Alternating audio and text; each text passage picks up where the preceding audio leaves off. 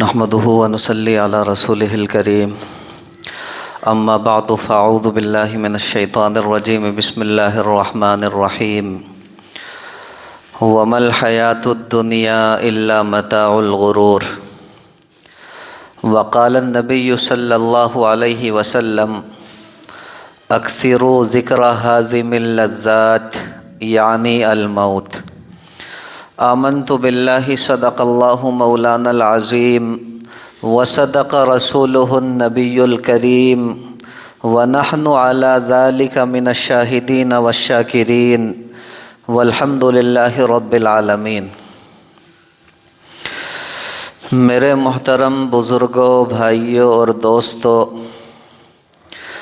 نبی کریم سرور دو عالم صلی اللہ علیہ وسلم ارشاد فرماتے ہیں، اکثروا ذکر ہازم اللذات یعنی الموت، کہ لذتوں کو ختم کر دینے والی چیز یعنی موت کو کثرت سے یاد کرو۔ اس حدیث مبارکہ سے متعلق پچھلے ہفتوں میں کچھ باتیں میں نے آپ کے سامنے رکھی تھی۔ آج بھی دیکھیں اسی حدیث مبارکہ سے متعلق میں اپنے اکابر سے سیکھی ہوئی مزید باتیں آپ کی خدمت میں رکھوں گا۔ بس آپ اللہ رب العزت سے دعا فرما دیں کہ صحیح صحیح باتیں میری زبان سے کہلوا دے اور ہم سبھی کے لیے ان باتوں کو کارآمد اور نفع بخش بنا دے۔ دیکھیں نبی اکرم صلی اللہ علیہ وسلم ارشاد فرماتے ہیں، اکثروا ذکر ہازم اللذات یعنی الموت، کہ لذتوں کو توڑ دینے والی چیز، لذتوں کو ختم کر دینے والی چیز یعنی موت کو کثرت سے یاد کرو۔ میرے عزیز بھائیوں، یاد رکھیں، موت سے غفلت نے انسان کو حیوانیت اور درندگی کی منزل تک پہنچا دیا ہے۔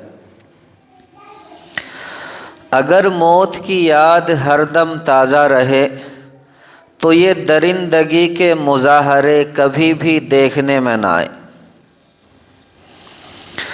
آج ہماری نگاہوں کے سامنے روزانہ لاشیں گر رہی ہیں، لوگ گاجر اور مولی کی طرح کاٹے جا رہے ہیں، لیکن ہم ہیں کہ پھر بھی گناہوں کے اوپر کمر باندھے ہوئے ہیں، اپنے اعمال کے اندر ذرہ برابر بھی تبدیلی لانے کے لیے تیار نہیں۔ یہ اس بات کی علامت ہے کہ ہماری آنکھوں پر غفلت کی پٹی بندھی ہوئی ہے۔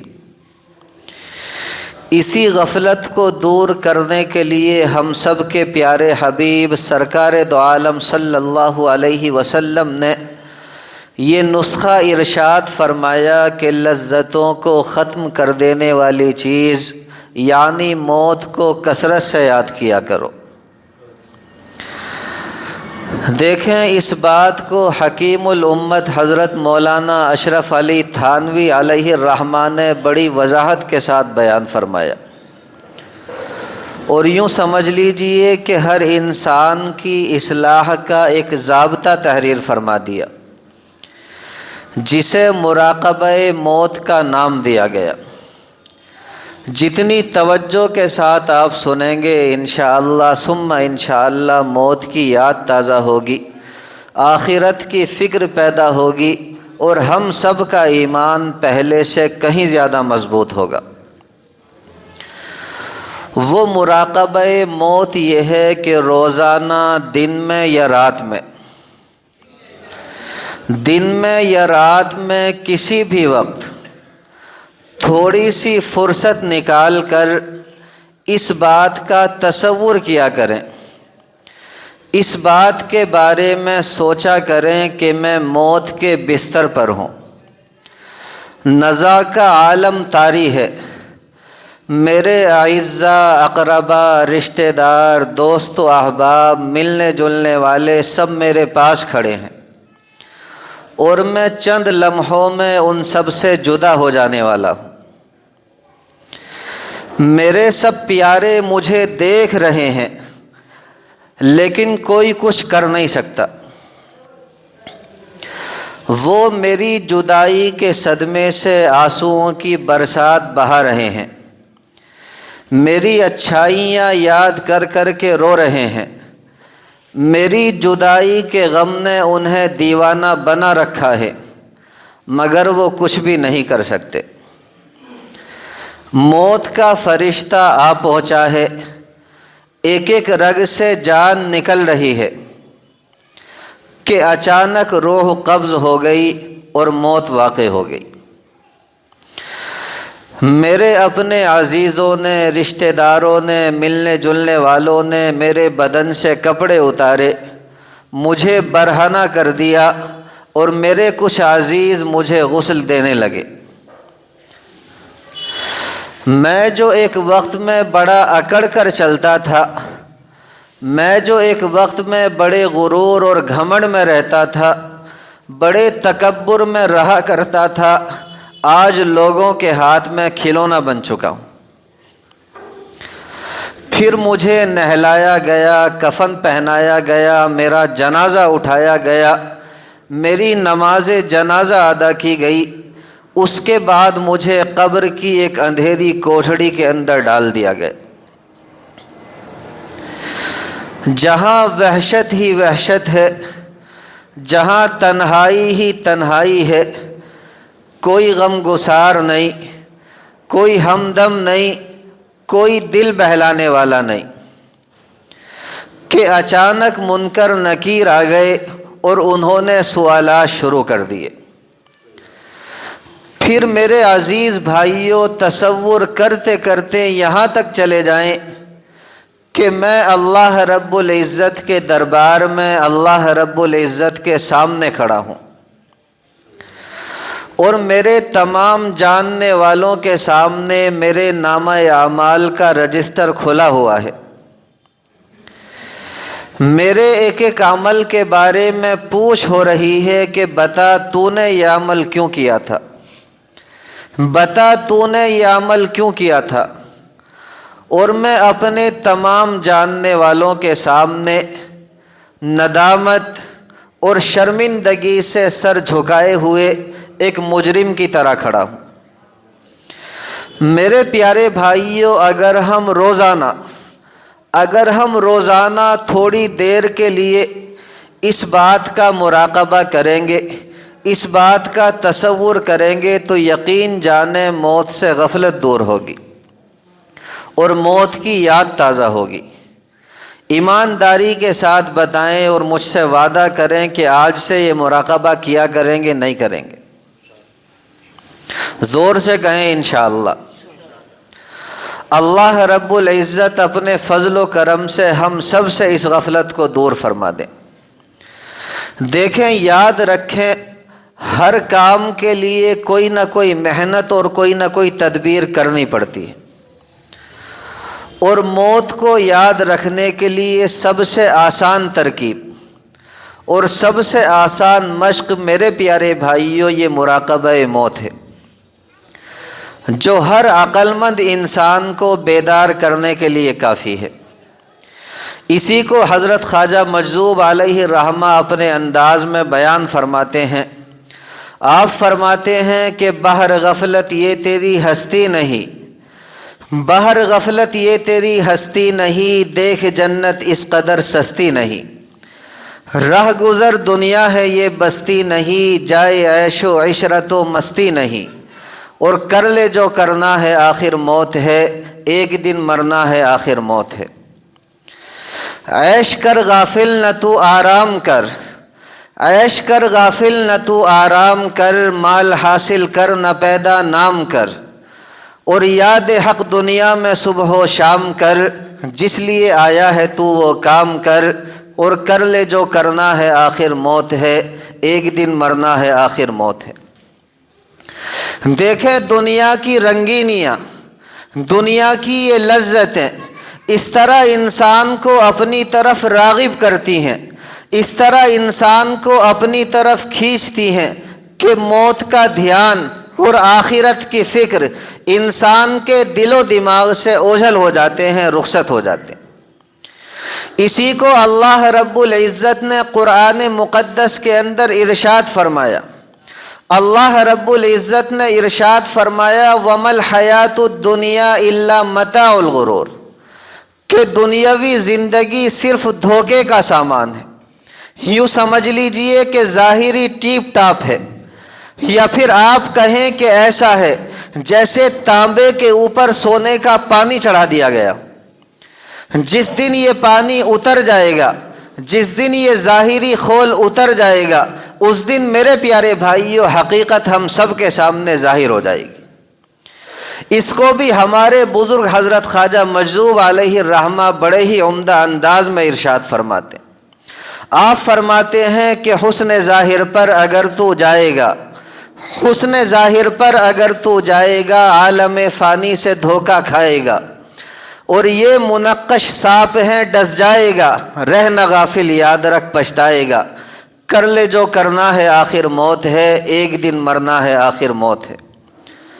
آج ہمارا جو بھی بھائی دنیا کی رنگینیوں میں، دنیا کی لذتوں میں مگن ہوگا، لازمی بات ہے کہ یہ دنیا اسے ڈس لے گی، اور میرے پیارے بھائیوں آخرت کی یاد سے بالکل غافل کر دے گی۔ اللہ رب العزت ہر مومن کی حفاظت فرما لے۔ دیکھیں نبی اکرم صلی اللہ علیہ وسلم نے اپنے صحابہ کرام رضوان اللہ علیہم اجمعین کی ایسی تربیت فرمائی کہ دنیا کی حقیقت ان کے سامنے واضح ہو گئی، اور انہوں نے وہی اعمال اپنائے، انہوں نے وہی اعمال کیے جو انہیں جنت تک لے جانے والے اور جہنم سے بچانے والے۔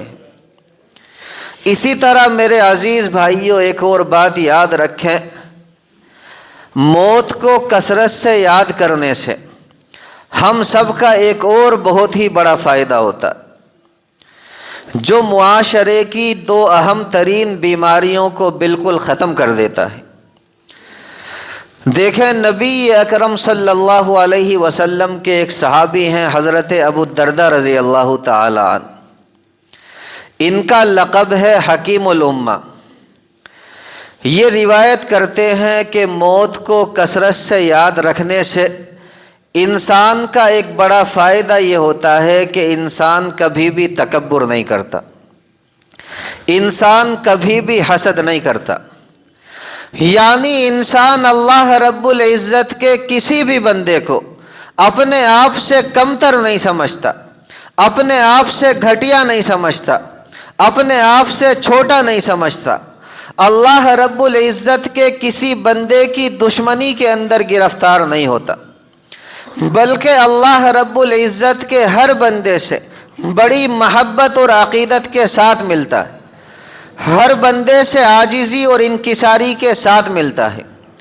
اور دوسرا فائدہ یہ ہوتا ہے کہ آخرت کی فکر پیدا ہوتی ہے، یعنی دنیا سے اس درجہ بے رخی ہو جاتی ہے، دنیا سے اس درجہ بے توجہی ہو جاتی ہے جو سرکار دو عالم صلی اللہ علیہ وسلم نے اپنے عمل سے پیش کر کے دکھائی۔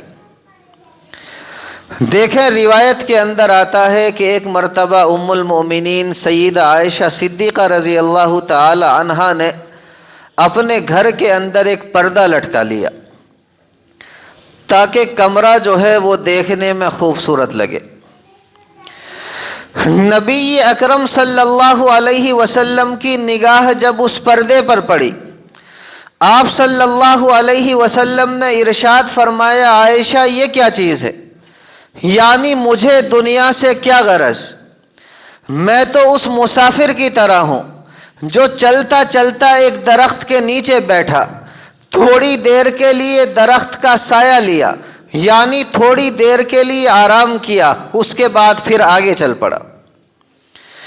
آپ صلی اللہ علیہ وسلم کی ایک حدیث مبارکہ کے الفاظ ہیں، آپ صلی اللہ علیہ وسلم نے ارشاد فرمایا کن فی الدنیا کأنک غریب، کہ آپ دنیا کے اندر اس طرح رہو جس طرح ایک اجنبی آدمی ہوتا ہے، جس طرح ایک پردیسی آدمی ہوتا ہے، او عابر سبیل، یا جس طرح ایک مسافر ہوتا ہے۔ آپ ایمانداری سے بتائیں کہ سفر کرنے والا بندہ مسافر جو ہوتا ہے جب وہ کسی جگہ پر رکتا ہے تو کیا زیادہ دیر ٹھہرتا ہے؟ بالکل نہیں ٹھہرتا، تھوڑی دیر آرام کرتا ہے، اس کے بعد اپنے سفر کے لیے آگے بڑھ جاتا ہے۔ اس طرح ہمیں چاہیے کہ میرے پیارے بھائیوں دنیا کے اندر رہیں، یعنی نبی اکرم صلی اللہ علیہ وسلم ہمیں یہ تعلیم دے رہے ہیں کہ دنیا سے دل نہ لگاؤ، یعنی اس دنیا سے اس درجہ محبتیں وابستہ نہ کرو، اس درجہ عقیدتیں وابستہ نہ کرو کہ اس دنیا کی لذتوں میں ڈوب کر اپنی آخرت کو بالکل بھلا دو، اپنی آخرت کو بالکل تباہ کر دو۔ اس کو بھی دیکھیے، ہمارے بزرگ حضرت خواجہ مجذوب علیہ الرحمہ بڑے ہی عمدہ انداز کے اندر ارشاد فرماتے ہیں۔ آپ فرماتے ہیں کہ چند روزہ ہے یہ دنیا کی بہار، چند روزہ ہے یہ دنیا کی بہار، دل لگا اس سے نہ غافل زی نہار۔ چند روزہ ہے یہ دنیا کی بہار، دل لگا اس سے نہ غافل زی نہار۔ عمر اپنی یوں نہ غفلت میں گزار، ہوشیار محو غفلت ہوشیار۔ اور کر لے جو کرنا ہے آخر موت ہے، ایک دن مرنا ہے آخر موت ہے۔ آنے والی کس سے ٹالی جائے گی، آنے والی کس سے ٹالی جائے گی، جان ٹھہری جانے والی جائے گی۔ روح رگ رگ سے نکالی جائے گی، تجھ پہ ایک دن خاک ڈالی جائے گی۔ اور کر لے جو کرنا ہے آخر موت ہے، ایک دن مرنا ہے آخر موت ہے۔ آگے بڑی پیاری بات ارشاد فرماتے ہیں، آپ فرماتے ہیں دفن خود صدہا کیے زیر زمیں، صدہا کے معنی آتے ہیں سینکڑوں، دفن خود صدہا کیے زیر زمیں، پھر بھی مرنے کا نہیں بالکل یقین۔ اور تجھ سے بڑھ کر بھی کوئی غافل نہیں، کچھ تو عبرت چاہیے نفس لائیں۔ کر لے جو کرنا ہے آخر موت ہے، ایک دن مرنا ہے آخر موت ہے۔ اللہ رب العزت ہر مومن کو صحیح سمجھ کی اور عمل کی دولت سے مالا مال فرما دے۔ دیکھیں ہمارے ایک بزرگ ہیں حضرت امام غزالی علیہ الرحمہ، حجت الاسلام ان کا لقب ہے۔ انہوں نے اس بات کو بڑی پیاری مثال دے کر کے واضح فرمایا اور سمجھایا۔ جتنی توجہ کے ساتھ سنیں گے انشاءاللہ ثم انشاءاللہ میرے پیارے بھائیوں ایمان تازہ ہوگا، اور یقین کے ساتھ کہہ سکتا ہوں کہ ہم میں سے ہر بندہ اپنی موت کو یاد کرنے والا بنے گا۔ اللہ رب العزت عبرت کی اور نصیحت کی دولت سے مالا مال فرما دے۔ آپ فرماتے ہیں کہ چند مسافر جو ہیں وہ سمندری جہاز کے اوپر سفر کر رہے تھے، چلتے چلتے جہاز کا جو ایندھن ہے وہ ختم ہو گیا۔ جہاز کے عملے نے کہا کہ بھائی ہم جہاز کو یہیں جزیرے کے اوپر روک دیتے ہیں، ہم جہاز کے لیے ایندھن لیں گے اور جہاز جو ہے وہ دوبارہ فلاں وقت کے اوپر روانہ ہوگا۔ اگر آپ میں سے کوئی بندہ اس جزیرے کی سیر کرنا چاہے تو وہ جزیرے پر اتر سکتا ہے اور جزیرے کی سیر بھی کر سکتا ہے، لیکن یاد رکھیں جہاز کے جانے کا جو مقررہ وقت ہے اس وقت کے آنے سے پہلے آ جائیں اور جہاز میں سوار ہو جائیں تاکہ سوار ہو کر اپنی منزل پر پہنچ سکیں۔ وہ جزیرہ میرے پیارے بھائیوں انتہائی خوبصورت تھا، یوں کہہ لیجئے کہ جنت نظیر تھا، یعنی دیکھنے میں بالکل جنت معلوم ہوتا تھا۔ اس میں سے کچھ مسافر اس جزیرے کے حسن و رعنائی کے اندر اس قدر محو ہو گئے، یا پھر آپ کہیں کہ اس کی خوبصورتی میں اس قدر ڈوب گئے کہ انہیں یہ احساس ہی نہیں رہا کہ ہمیں یہاں سے واپس بھی جانا ہے، انہیں یہ احساس ہی نہیں رہا کہ یہ ہماری اصلی قیام گاہ نہیں بلکہ عارضی پناہ گاہ ہے، ہماری منزل تو کہیں اور ہے۔ اور کچھ مسافر ایسے تھے جنہوں نے جلدی جلدی اس جزیرے کی سیر کی، اس کے بعد مقررہ وقت کے آنے سے پہلے ہی جہاز پر پہنچ گئے اور جہاز کے اندر جو اچھی اچھی سیٹیں تھیں ان سیٹوں کے اوپر قبضہ جما لیا۔